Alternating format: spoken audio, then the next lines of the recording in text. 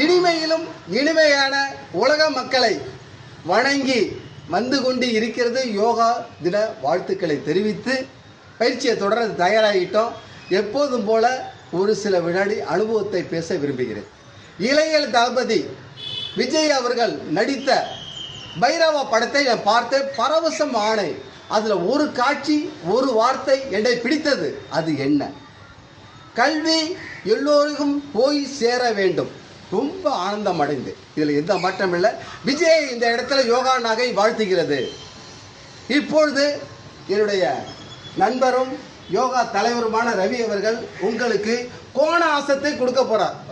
ஆமாம், அந்த கோணாசத்தை கொடுக்கும்போது யாவும் வச்சுங்க, எழுத்து பின்னாடியும் வருங்க. அதாங்க உண்மை, பரவச கோணாசம், அதுதான் உண்மை. அந்த வகையில் இப்போ தயாராகிட்டார் ரவி சார். முதல்ல 2 காலையும் தனித்தனியாக பிரிங்க. ஒரு காலை கொஞ்சம் அப்படியே லேசாக மாற்றி அதை நிறுத்து, அப்படியே லேசாக கொஞ்சம் செயல்பட்டு கொண்டு அவங்க பார்ப்போம். Very good, super. இது பழக்கம் உள்ளவங்க இப்படி செய்யலாம், பார்வை நேரம் இருக்கட்டும். இப்போ என்ன செய்யுங்க, தலையை அப்படியே எந்திரம் படத்தில் உள்ளது மாதிரி லேசாக அப்படியே திரும்பணும், மேலே பார்க்கணும், கையை நீட்டணும், சுவாசத்தை உள்ளே இழுத்து வெளியே விடணும்.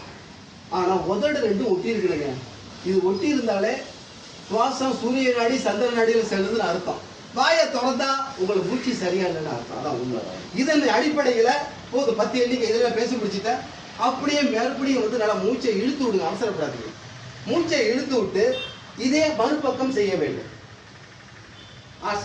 அசால்ட்டான முறையில் அப்படியே கையை வச்சுக்க, சும்மா வச்சு பார்வை நேர அப்படியே தலை லேசாக திரும்பணும்.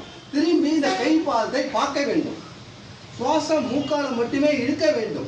அப்படி செயல்படும் போது இடுப்பு எனக்கு வருது, முட்டி வலி வருது, எப்படிங்க வரும்? யோகாவில் இருந்து ஆரோக்கியம் அது உள்ள இருக்குங்க. அது வெளியாக்குறதுதாக ஆசனங்கள் சொல்லி உங்களிலிருந்து விடைபெறுகிறேன். நன்றி, வணக்கம். எப்போதும் போல எங்கள் ஆதரவை நீங்கள் உங்களை நாடுகிறோம். மிக்க மகிழ்ச்சி, ஆனந்தம்.